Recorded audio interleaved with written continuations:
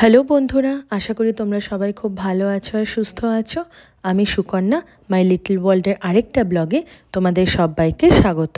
আজকে আমার ব্লগটা আমি শুরু করছি ইউএসের অন্য আরেকটা স্টেট মেরিল্যান্ডের বাল্টিমোর থেকে।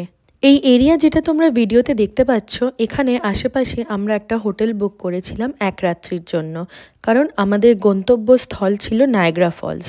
তো নায়াগ্রা যাওয়ার আগে আমরা এই বাল্টিমোরে একদিনের জন্য ব্রেক নিয়েছি।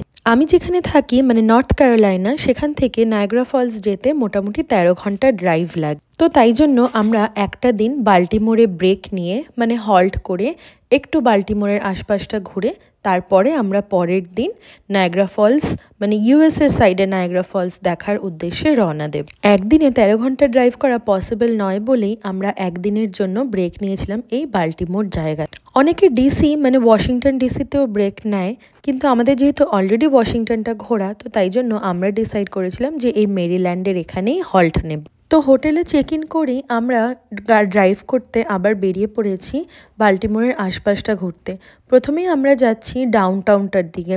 দেখা যাক এখানে ডাউনটাউনটা কীরকম, কতটা ভালো বা কী ঘোরার আছে।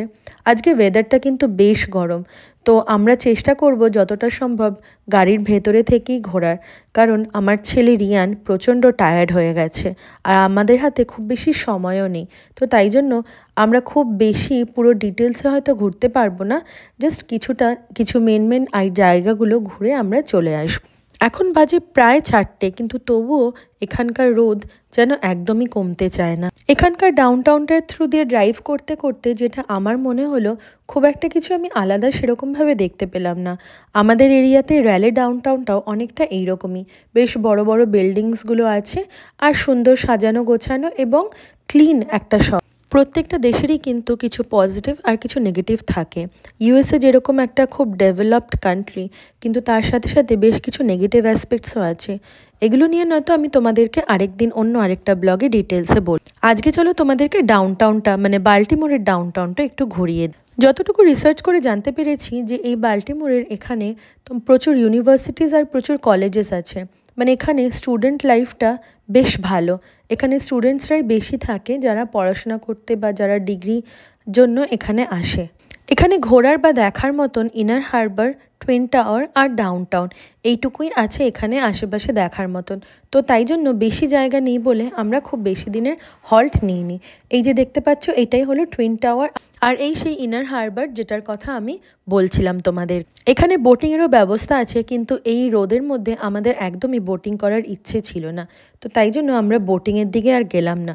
আর একটু এগিয়ে যেতেই আমরা দেখতে পেলাম যে অনেকগুলো বড় বড় জাহাজ এখানে রাখা আছে। এই বাল্টিমোরে একটা খুব ফেমাস অ্যাকোয়ারিয়ামও আছে, যেটা কিনা খুব ভালো এবং খুব সুন্দর, কিন্তু আমাদের হাতে যেহেতু সময় কম তাই আমরা এই অ্যাকোয়ারিয়ামটা স্কিপ করলাম। ইনার হারবার দেখা হয়ে গেছে, এবার আমাদের ডাউনটাউন ঘোরার পালা। ডাউনটাউনটা একটু কিছুটা দেখেই তারপর আমরা আমাদের হোটেলের উদ্দেশ্যে ব্যাক করব।